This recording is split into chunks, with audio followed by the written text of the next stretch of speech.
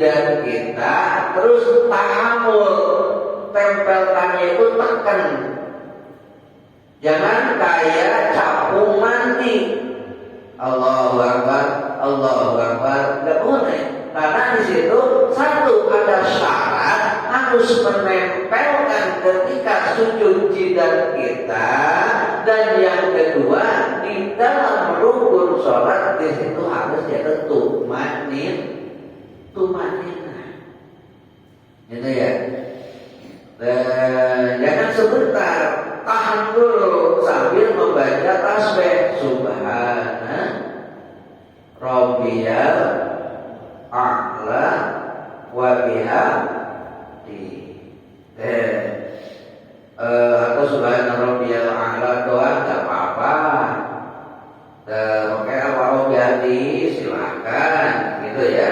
Baca paling sedikit 1 kali. Atau secara ini 3 kali, atau pengen nambah 7 kali kalau sholatnya lagi sendiri. Kalau sholatnya kita jadi imam, bacanya 7 kali, tampil lagi subhana rabbiyal a'la wa bihamdi subhana rabbiyal a'la. Kasihan makmum, gitu ya, kasihan si makmum. Kalau ujung-ujungnya si makmum bangun duluan, itu yang ditakuti jadi bahaya. Maka cukup secara umum baca tasbih di situ 3 kali. Bahkan sebagian ulama mengatakan kalau 3 kali tidak tertib bacaannya cukup 1 kali.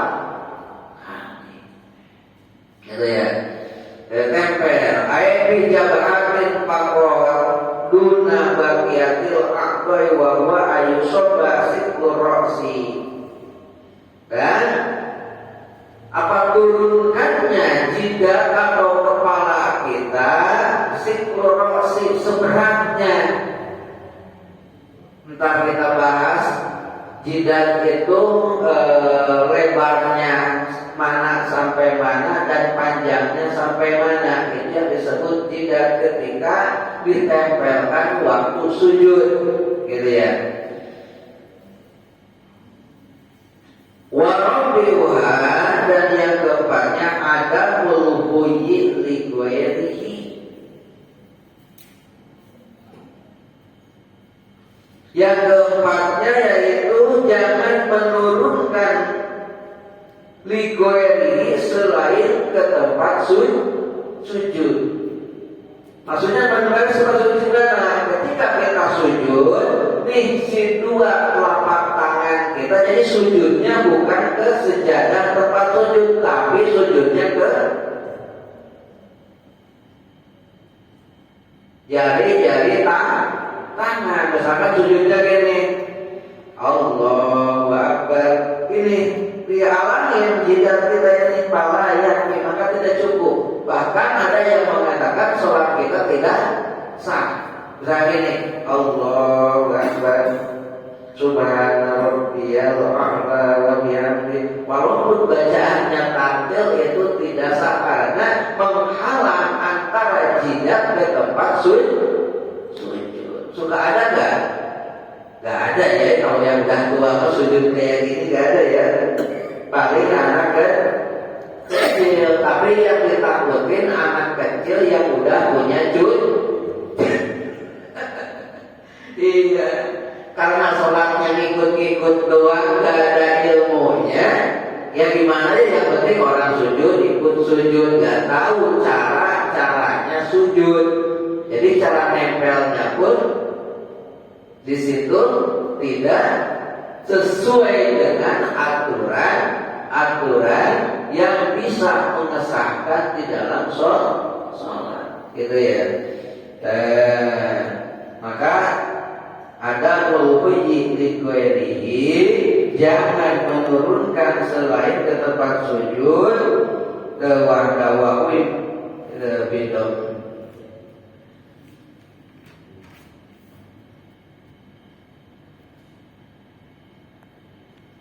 Yaitu as-sukutu min a'la ila jadi lebih luhur, lebih tinggi ilal asfala daripada yang maksudnya gini.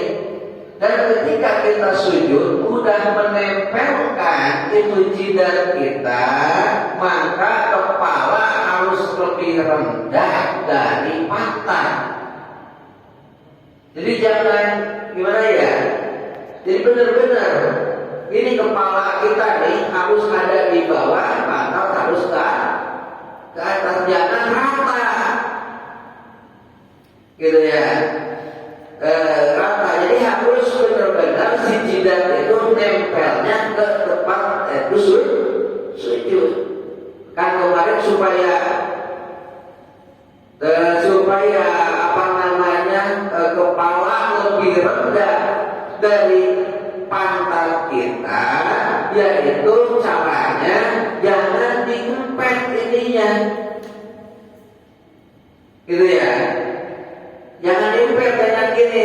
Allah, jadi harus terbuka. Bahkan ada yang mengatakan sampai anak kambing lewat pun bisa masuk, tapi jangan terlalu gini juga, kasihan yang sebelah, gitu ya. Yang penting terbuka, dua telapak kita sejajar dengan pundak, gitu ya. Dua telapak tangan kita sejajar dengan pundak. Jadi jangan ada di sini. Enak sesujud gini nih, gitu ya. Jangan, harus terbuka, tetapi jangan ini juga. Segininya harus ininya ke depan menghadap kiblat sejajar dengan pundak. Gitu ya. Itu ketika kita sujud, dan di situ tekan dulu dan tumaninah dulu. Maksudnya tumaninah itu gimana ketika sujud? Kan paling sedikitnya tumaninah ketika gerakan sholat mau ruku atau i'tidal ataupun sujud biqadri subhanallah, sekira-kira kita lamanya baca subhanallah, di situ disebut tumaninah. Nah, maksudnya gimana? Seperti kita sujud, Allahu Akbar, nikmatin dulu, diam dulu, di situ baru baca tasbih. Kadang-kadang kita begini, Allahu Akbar, subhanallah, rabbiyal a'la, karena udah diangkat lagi. Itu yang tidak tumaninah, bisa tidak menjadi tidak sah sholat kita karena tumaninahnya tidak ada. Itu ya. Tawala yasihu ewa qamisuha ala yasjuda ala syai'in yataharraku biharkatihi, dan jangan bersujud ala syai'in atas sesuatu yataharraku biharkatihi yang berubah. Seperti kemarin kita udah bahas, gak boleh ketika kita sujud ada sesuatu yang nempel di badan kita, terus itu barang atau apa saja kita dipakai sujud. Seperti misalkan kita pakai apa namanya, sorban, raja. Nah, numpuk di tempat sujud kita, sedangkan sorban itu posisi lagi dipakai, misalkan dipakai. Nah, dipakai numpuk di tempat sujud. Nah, kita sekalian dipakai sujud, itu pun tidak boleh, tidak sah. Kenapa? Karena sorban itu ikut gerak naik turun dengan badan kita. Itu ya. Atau misalkan ini apa sih namanya, lengan panjang, lengan baju kita panjang sampai segini, nggak dilipat. Nah, sekalian itu si ujungnya lengan yang panjang itu ketika sujud kita dipakai sujud itu pun tidak sah, gitu ya, tidak sah.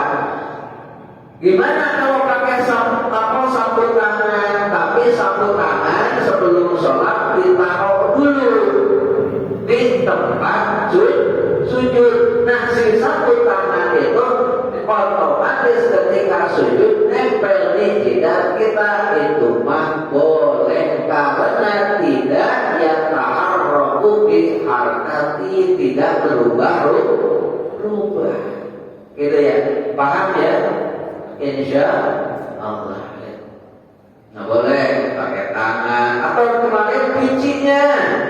Pakai bicinya gini supaya gaya kan gitu ya, biar kelihatan NU-nya.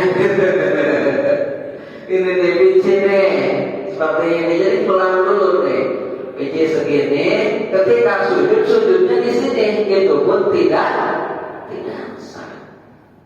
Kayak bici diginiin di dalam sholat terutama waktu sujud. Makanya kalau pakai imamah, walaupun kita tutup telinga imamah kita, nih mulut ini, jidat kita jangan sampai ketutup. Jangan sampai di sini, gitu ya. Kayak ikat Sunda kan, kalau orang Sunda kan pakai ikatnya sampai sini. Nah, itu bukan buat sholat, itu mah budaya Sunda. Mungkin kalau mau sholat ya angkat gini nih, gitu ya. Karena tidak boleh ada yang menghalangi ke tempat sujud, ataupun ada pakaian kita yang ia taharrufu biharkati, yang berubah terus ikut-ikutan berubah. Fala yasihu as-sujudu ala tahwidihi. Dan balik lagi, maka tidak sah sujud itu ala tahwiyatihi, umpama di atas lengannya orang itu. Wasa disuha, dan yang keenamnya syaratnya sujud itu irtifa'u asafirihi, harus mengangkat pantang asafirihi ke atas kayak tadi, yaitu jidat harus atau kepala kita ada di bawah, pantatnya harus ke atas, gitu ya. Wasabiha, dan yang ketujuhnya atumaninatu,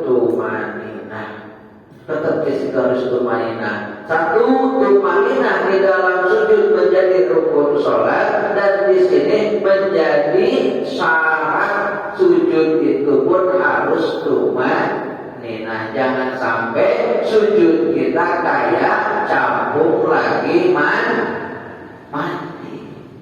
Karena ada riwayatnya ya, di zaman Rasulullah Shallallahu Alaihi Wasallam ada seorang sahabat lagi sholat, setelah sholat di belakang di sampingnya ada Rasulullah. Setelah assalamualaikum warahmatullah, assalamualaikum warahmatullah, apa kata Rasul? Ulangi lagi sholatmu, sahabat.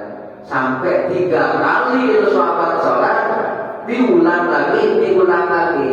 Penasaran bertanya kepada Rasul, ya Rasulullah, apa salah saya, bacaan saya, tartil, gerakannya pun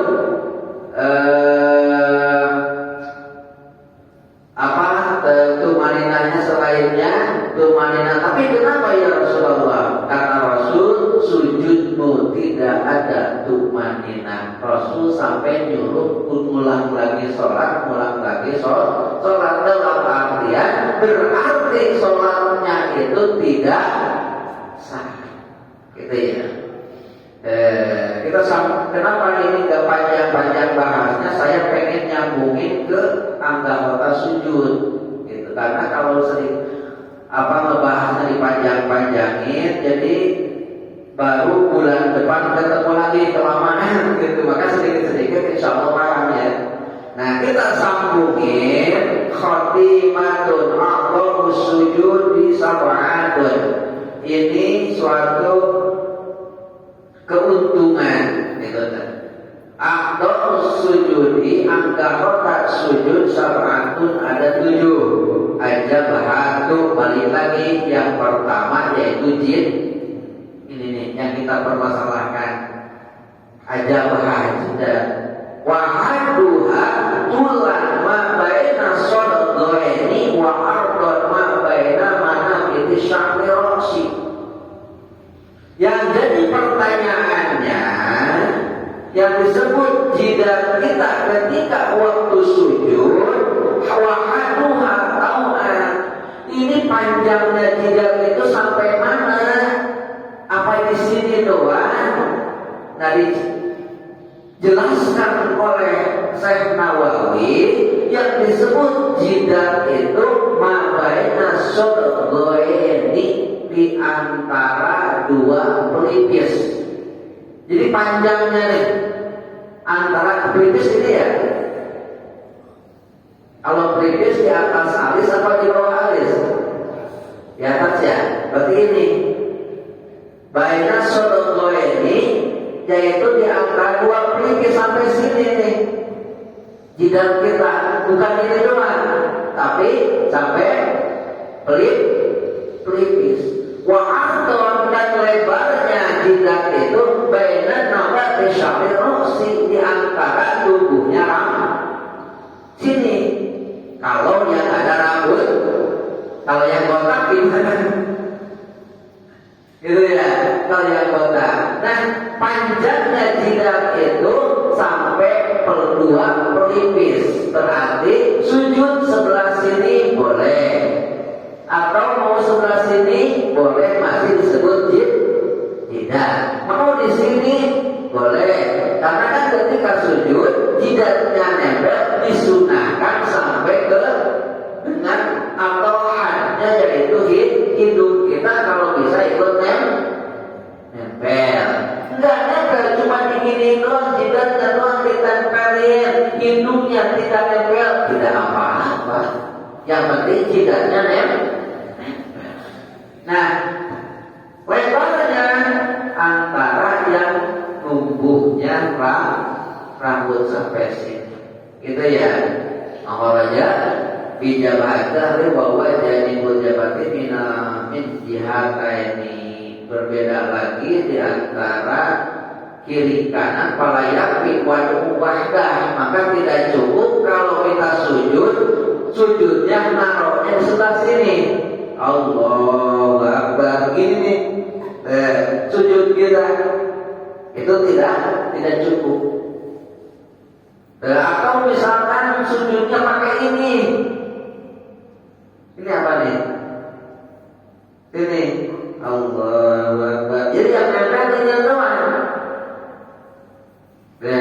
Yang nempel ininya doang nih di atas hidung, apa namanya ini?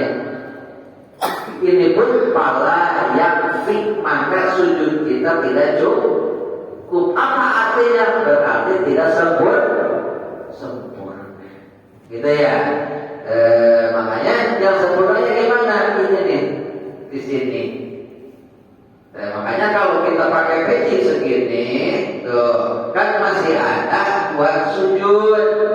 Di sini nih ada, gitu ya, di atas pelipis atau di atas itu dua alis ini. Yang lebih bagusnya kan begini ini. Tapi jangan pas sujud digosok-gosok biar hitam. Kalau kita kan kelihatan ahli sujudnya, enggak gitu juga.